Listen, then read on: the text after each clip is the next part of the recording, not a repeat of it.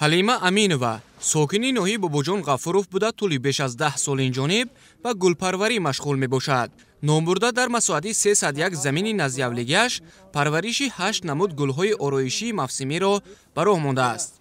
او همراه اهل عائله‌اش به این شغل دوست داشته مشغول بوده با پرورش و پیشنهاد گلهای آرایشی در آبادی کوچه و خیابان و پیشرفت اقتصادی زندگیش سهم ارزنده می‌گذارد.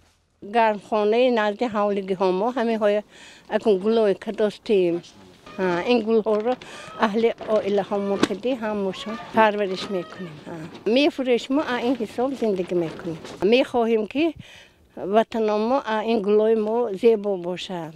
گلپروری یکی از ساحه‌های رستنی پروری به شمار رفته. پرورش گل و بوته‌های زیبا برای آرایش خیابان و کوچه باغ و گلگشت‌ها خیلی مهم ارزیابی می‌گردد. گل و رسانی‌های آرایشی را در زمین‌های گشاد و گلخانه و گرمخانه‌ها پرورش می‌کنند.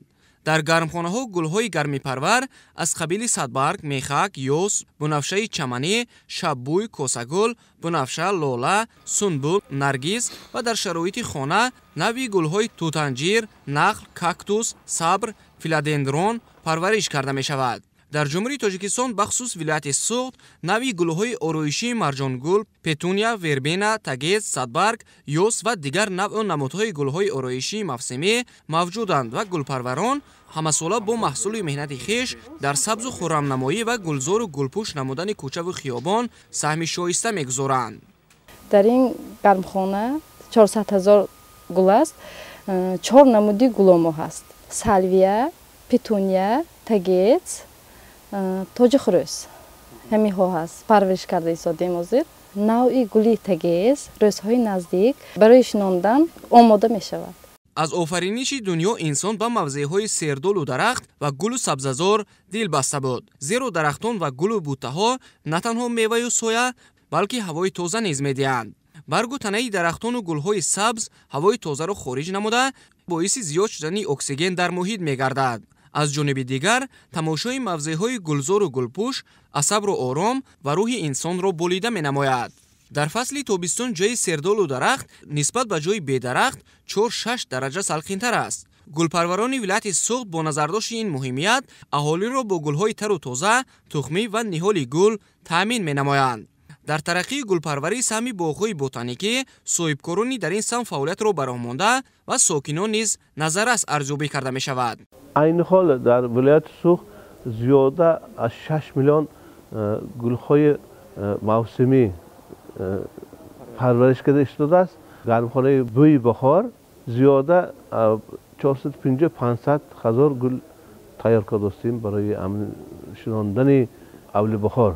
گل‌های پرورش کرده ما برای شنانیدن در کوچه خیابان‌های شهر خوجند، ولایت سوخت، شهر نخوی‌ها، اساساً من این همچنین این باغ کمال خوجندی، قلعه خوجند استفاده می‌گردد. امسال کوشش کرده استادیم که برای آبادان وطن ما سهم ارزنده گذارانیم. مشاهده ها نشان می‌دهد که طول سالهای اخیر با این شغل زیبایی آفرین ساکنان توجه خاص ظاهر نمودند و طرف گرمخانه‌های گلپروری را زیاد می‌نمایند.